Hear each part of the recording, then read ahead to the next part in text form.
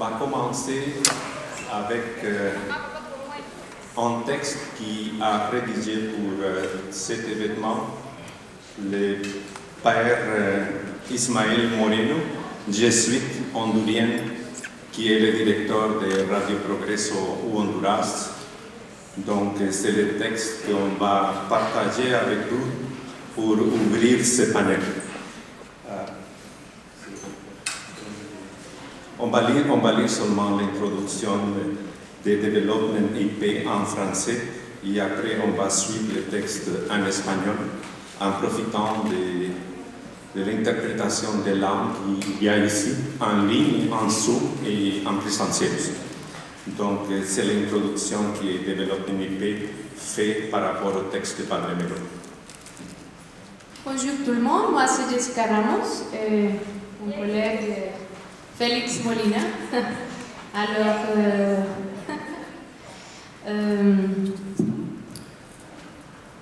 le visage d'un système de prédation honduras, une réflexion sur les sommets de la COP15 par le père Ismael Moreno, équipe de réflexion, d'enquête et de communication.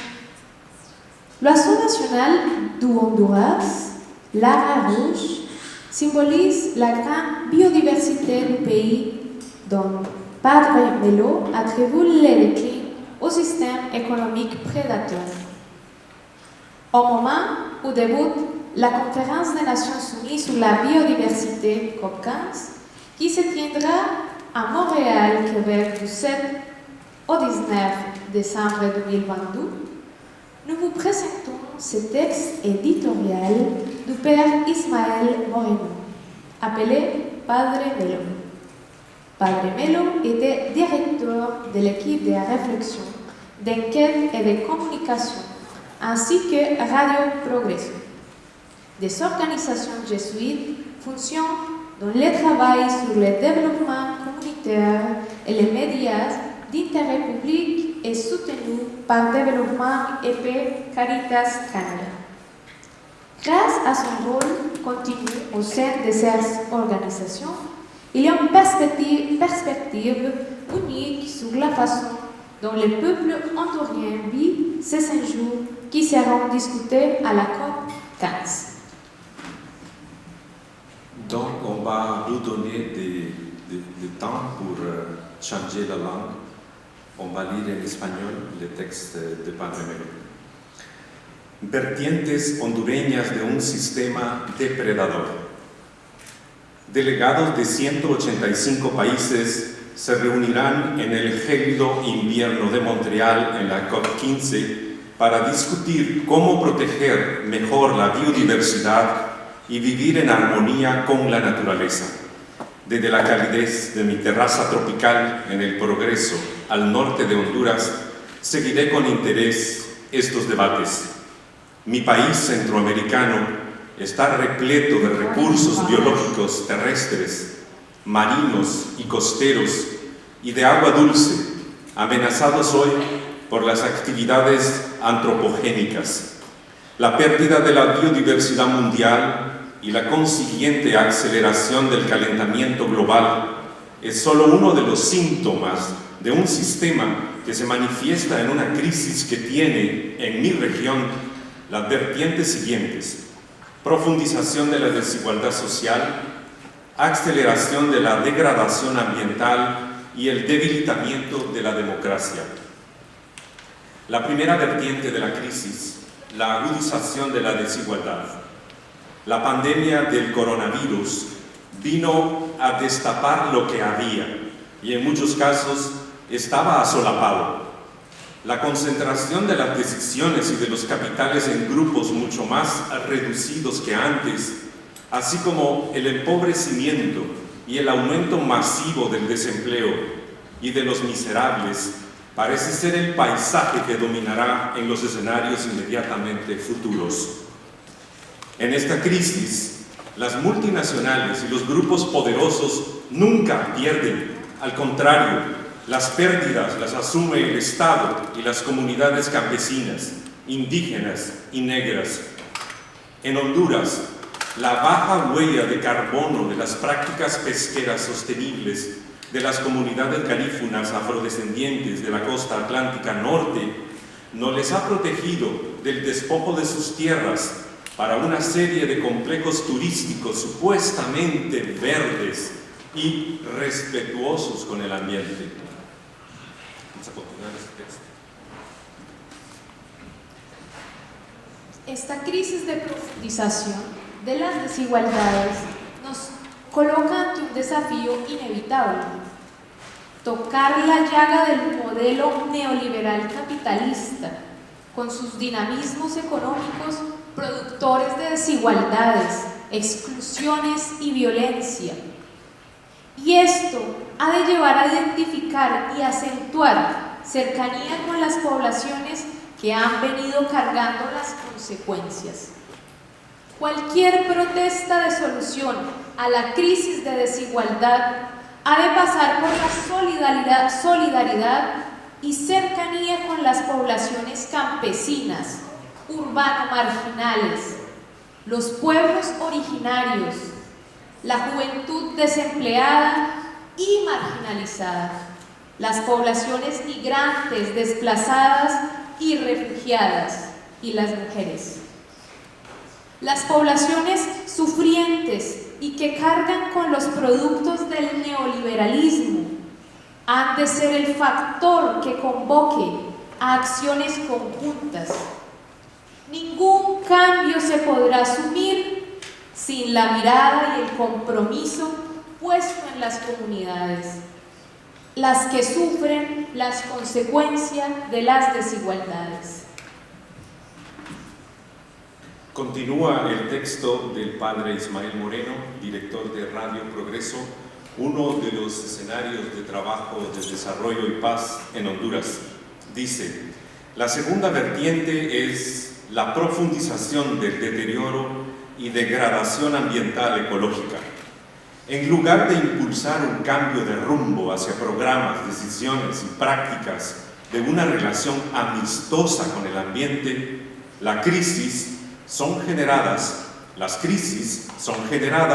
de la recomposición de los capitales para garantizar ganancias y depositar las pérdidas y las catástrofes en las espaldas de las mayorías oprimidas. Los conductores de las dinámicas neoliberales no pierden. No existe en los grandes dinamizadores del modelo dominante conciencia del daño a este planeta. Y si se toman medidas, nunca dejan de ser paliativos para quedar bien ante las presiones de los organismos multilaterales.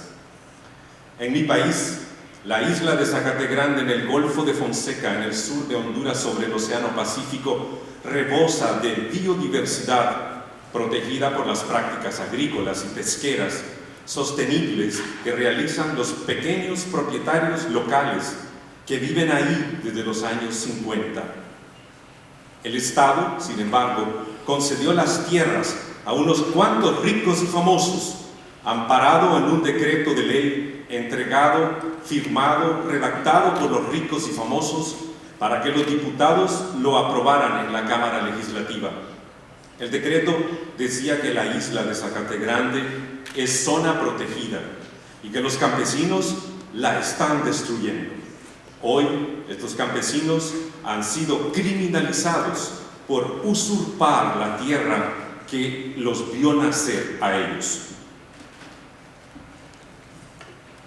Ante las crisis, más se posesionan los capitales y se prosigue con el despojo, y los proyectos extractivos siguen definiendo las políticas prioritarias de inversión. Como va quedando dicho, con la continuidad de las explotaciones mineras en países ya despojados, como ocurre en Honduras y Centroamérica. Grandes empresarios, en asocio con multinacionales, siguen con su lógica de despojo de comunidades indígenas y campesinas. Se puede prever y esperar mayor conflictividad entre comunidades y organizaciones defensoras de los derechos humanos y del ambiente, con empresarios y políticos, impulsores de proyectos de inversiones agroindustriales y, sobre todo, de extracción de riquezas naturales. El agua seguirá siendo una fuente creciente de conflicto y su control definirá quiénes son los que en la sociedad tienen el poder real. La industria extractiva no se reduce solo a la explotación o depredación de bosques, ríos, aguas, minería, agroindustria de cultivos de palma africana, construcción de represas hidroeléctricas. Tiene que ver con toda aquella inversión que busca ganancias, extrayendo bienes, sean naturales o humanos, sin importar los derechos humanos y naturales, y sin invertir en la regeneración de dichos bienes. Continúa el padre Melo en la parte final de su texto de apertura de este panel, diciendo que esta segunda crisis de deterioro y degradación ambiental y ecológica abre a su vez un segundo y enorme desafío: articular entre diversos sectores sociales, eclesiales, ambientalistas, académicos y políticos el compromiso con la lucha por proteger el ambiente y los derechos de la naturaleza, y especialmente una línea de solidaridad con las comunidades expulsadas o amenazadas por los proyectos extractivos. Este desafío supone a la vez investigaciones que toquen los dinamismos depredadores del ambiente e identifiquen las regiones y los territorios en donde más exponencialmente se amenaza la vida de las poblaciones.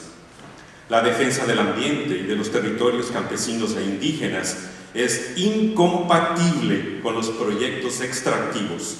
Es condición una alianza estratégica entre sectores ambientalistas, tanto expertos como de base, con sectores académicos y centros de investigación, tanto nacionales como internacionales, que se acabe formulando un plan ambiental de bienestar social y colectivo que proteja las comunidades y los derechos de la naturaleza en una visión programática de un desarrollo social, ambiental y político basado en el bien común que garantice el bienestar tanto personal, comunitario y social.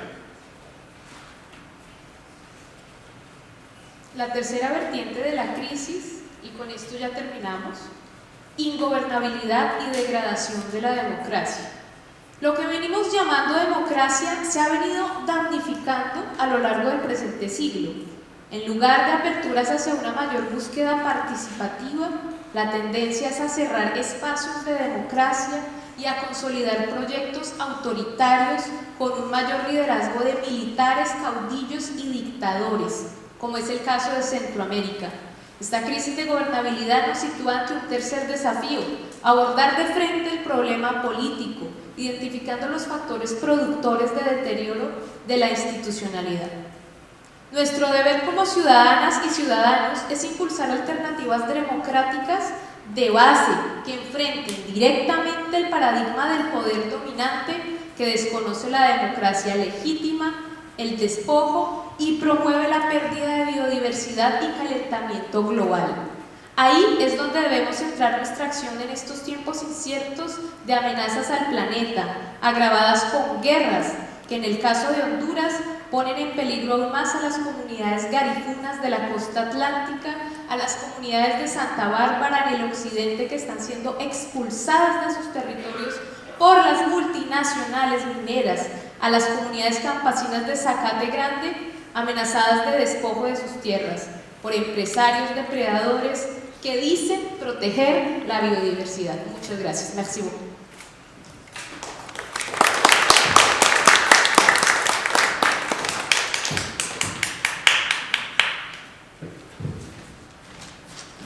Bonjour et bienvenue tout le monde. Un grand merci à Félix Antonio Molina un journaliste d'origine du Honduras et également ex-collaborateur avec Padre Melo, dont il a lu les mots juste avant. Tout d'abord, bonjour et bienvenue. Ravi de vous avoir parmi nous, en présence et en ligne. Je crois que le texte d'introduction dresse bien la table, donc je ne répéterai pas. Je me présente Philippe Lafortune, animateur à Développement et Paix, qui fête son 55e anniversaire cette année au service de la dignité humaine grâce à tout ce mouvement de plus de 11 234 membres partout au Canada. Donc, l'événement d'aujourd'hui est le fruit d'une riche collaboration entre de plusieurs organisations, Développement et Paix, SUCO, Carrefour International, Secrétariat international de l'eau, ceci, est-ce que j'en oublie? L'Association québécoise des organismes de coopération internationale qui regroupe tous ces organismes qui s'appliquent à faire une différence significative dans la vie de leurs prochains ici, mais surtout au sud. Il nous a facilité les choses pour qu'on puisse se réunir à l'UQAM, dont on aimerait aussi remercier l'accueil. Un autre partenaire à souligner, le ministère des Relations internationales et de la francophonie du Québec, qui appuie des démarches comme les nôtres, notamment à travers le programme Nouveau Québec sans frontières et le projet particulièrement Voix sans frontières pour la défense de la vie et du territoire, dont bénéficie aussi notre partenaire au Honduras, la Fondation Eric et Radio Progresso. Juste avant de passer la parole à nos partenaires et invités aujourd'hui qui en ont beaucoup à dire, je tiens surtout à souligner que nous reconnaissons que nous sommes aujourd'hui réunis sur les terres et les territoires ancestraux et traditionnels des nations autochtones qui en ont été dépossédées, notamment des Kanien'kehá:ka, pardonnez mon accent, qui a longtemps servi de lieu de rassemblement et d'échange. Donc, je crois qu'il est tout indiqué qu'on se retrouve ici aujourd'hui pour pouvoir voir comment on peut contribuer à la décolonisation sous toutes ses formes. Sans plus tarder, je vous laisse au bon soin de Molly Dujardin. Molly Dujardin, qui est conseillère en communication et au rayonnement au sein du CECI et qui va vous présenter nos panélistes en présence et en virtuel. Molly s'y connaît, elle était notamment membre de la délégation jeunesse de la COSI à la COP27. Sur ce, un grand merci et un très bon voyage. Molly.